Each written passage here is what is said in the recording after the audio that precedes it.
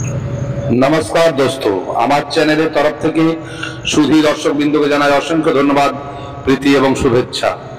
দর্শকগণ, আজ এক বিশেষ বস্তু নিয়ে আমরা এই সাধনা শৃঙ্খলায় আলোচনা করব। এক খুবই তেজস্বী অপ্সরার সম্পর্কে, যার নাম হলো কুণ্ডলা হারিণী অপ্সরা। এই অপ্সরা এক এতই তেজময় এবং কান্তিময়, যা চর্মচক্ষুতে দেখা খুবই দুষ্কর, এবং এই অপ্সরা খুব বেগে ধাবমান হন। আপনি যখন সাধনা করবেন তখন থেকে বুঝতে পারবেন যে এই অপ্সরার মধ্যে কি পরিমাণ তেজ আছে, এবং এর মন্ত্র 3 দিন জপ করার পর 4 দিন থেকে আপনি অনুভব পেতে শুরু করবেন। দর্শকগণ, এই সাধনা বিনা গুরু দীক্ষায় দীক্ষিত হয়ে কোনো মতেই করবেন না, এতে হিতে বিপরীত হতে পারে।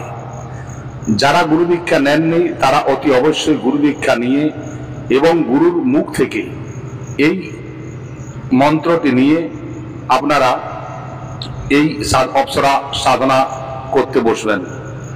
এই অপ্সরা 100+10% গ্যারান্টিড আসবেন।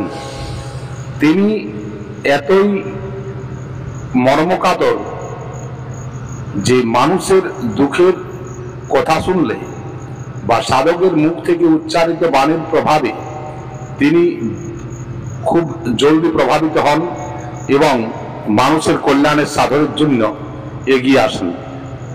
দর্শকগণ, এই সাধনা একটি সৌম্য এবং সরল সাধনা।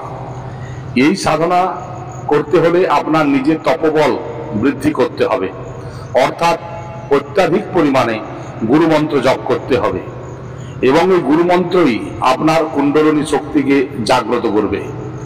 আপনারা যদি ভালোভাবে ধ্যান লাগিয়ে আপনার মূলাধার থেকে যদি আপনারা জাগ্রতকরণ প্রক্রিয়াকে শুরু করো, তো দেখবেন কিছুদিনের মধ্যেই আপনার কুণ্ডলিনী শক্তি জাগ্রত হয়ে গেছে। দর্শকগণ, এই অপ্সরা সাধনা করলে আপনাদের কি কি লাভ হবে বলে দিই।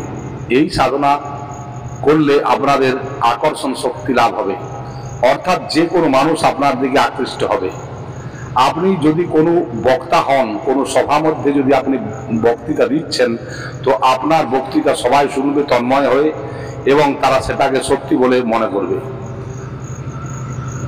এছাড়া এই দেবী তার সাধককে এক দিব্য রসায়ন দেন, যার মাধ্যমে তার শরীরে অকাল বার্ধক্য আসে না।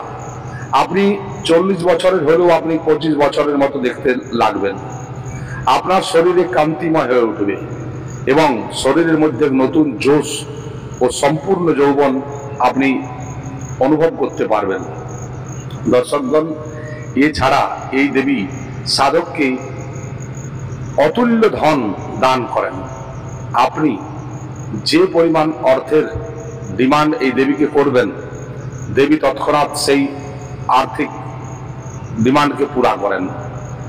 তিনি তার সাধককে কোনো মতেই নাকুশ দেখতে চান না। তিনি চান তার সাধক সারা জীবন সুখে শান্তিতে থাকবে, এটাই তার ইচ্ছা। দর্শকগণ, এই সাধনা করতে হলে আপনাকে যে কোনো শুক্রবার থেকে শুরু করতে হবে। তা কৃষ্ণপক্ষের হোক বা শুক্লপক্ষের হোক, এতে কোনো ফারাক নেই। এছাড়া আপনারা হোলি, দীপাবলি, অমাবস্যা, পূর্ণিমা এই সব দিনগুলো তো শুরু করতে পারেন। দর্শকগণ, এই সাধনার মূল হলো মন্ত্র জপ। আপনাদের যে মন্ত্র দেওয়া হবে এই সাধনার জন্য, সেই মন্ত্রকে আপনি যদি বেশি পরিমাণ জপ করেন, তো অতি অবশ্যই এই দেবীর অনুকম্পা আপনারা পাবেন। এই দেবীর প্রত্যক্ষ দর্শন যদি আপনি নাও পান, আপনার মধ্যে এই সাধনা করার জন্য বিভিন্ন ধরনের অলৌকিক শক্তি আপনার উপরে কাজ করবে। আপনি আপনার মনোভীষ্টকে যে কোনো সময় যে কোনো জায়গায় দাঁড়িয়ে পুরো করতে পারেন। আপনি যা চাইবেন তাই পাবেন। তো দর্শকগণ, এই সাধনাটি করার জন্য যদি কারো ইচ্ছা থাকে, আমার সাথে কন্ট্যাক্ট করতে পারেন। যে কোনো সাধনার সামগ্রী আমি উপলব্ধি করে থাকি। তো যারা চান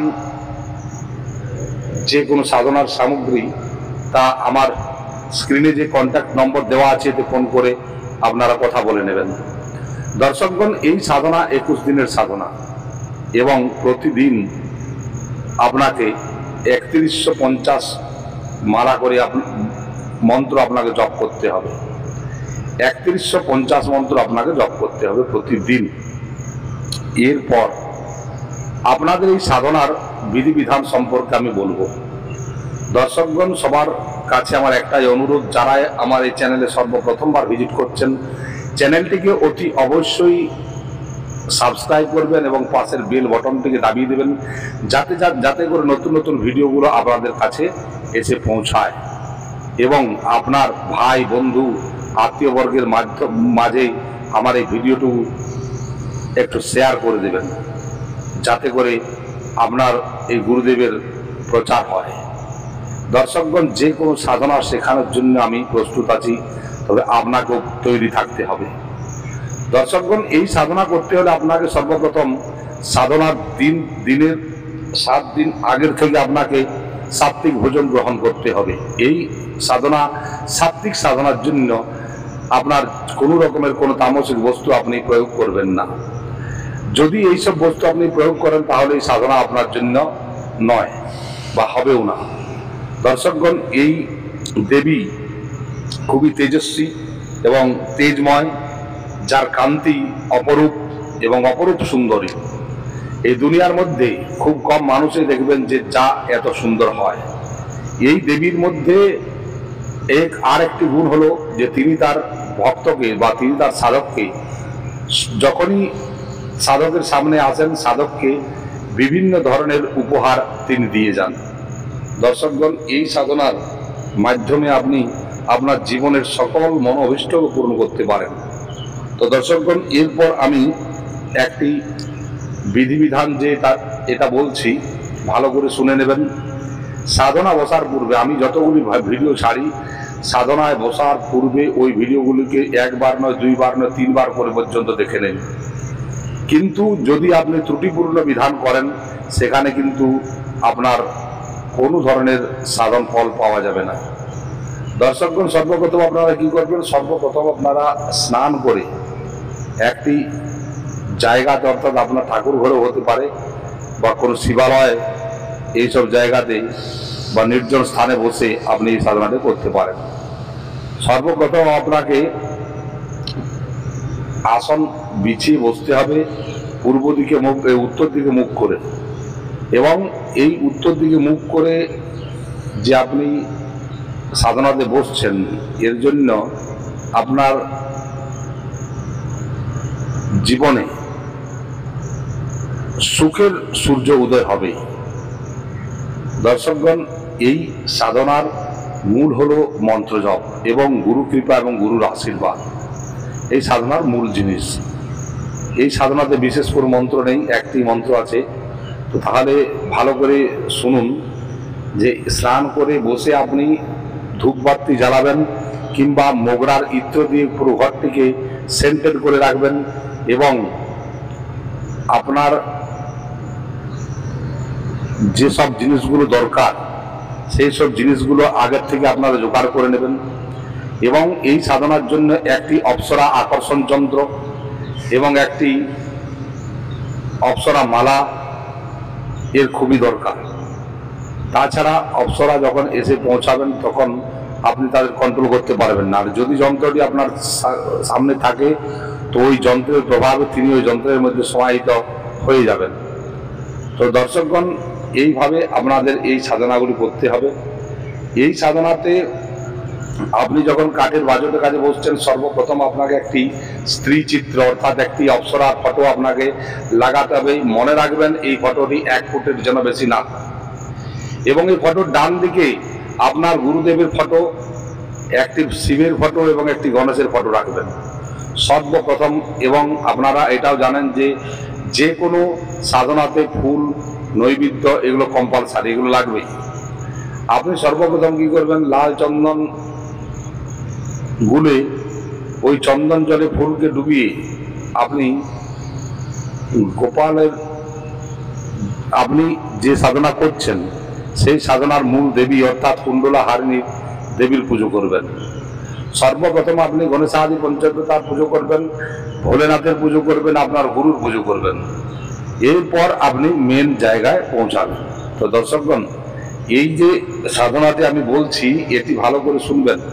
সর্বপ্রথম আপনারা গণেশের মন্ত্র, গণেশের ধ্যান করবেন এবং গণেশের পঞ্চোপচার পূজা করে গণেশের যে মন্ত্র ওম বক্রতুণ্ডায় হুম কিংবা ওম গাম গণপতয়ে নমঃ, এই মন্ত্র এক এক মালা জপ করে নেবেন। এরপর আপনি শিবের পুজো করবেন, বাবা ভোলেনাথের কাছে পুজো করে আশীর্বাদ নেবেন যেন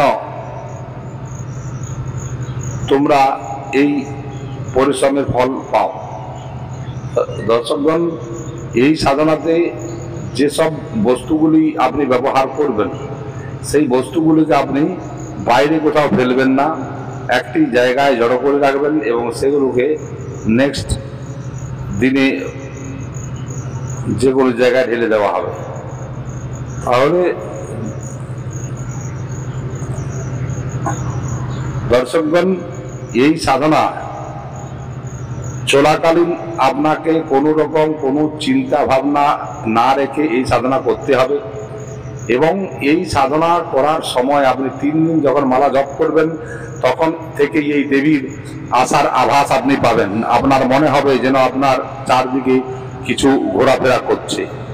দর্শকগণ, এই সাধনাতে যে জপের মন্ত্র সেটি আমি বলে দিচ্ছি। যে জপের মন্ত্রটি হলো ওম শ্রীম হ্রিম কুণ্ডলা হারিণী আগচ্ছ আগচ্ছ স্বাহা। ওম শ্রীম হ্রিম কুণ্ডলা হারিণী আগচ্ছ আগচ্ছ স্বাহা, এইটি হলো মন্ত্র। এই মন্ত্রটি আপনাদের জপ করতে হবে প্রতিদিন 3125 মালা করে জপ করতে হবে, 3125 মন্ত্র জপ করতে হবে এবং এই জপটি আপনাকে ভালোভাবে করতে হবে, যার মধ্যে ভক্তি এবং ভাবপূর্ণ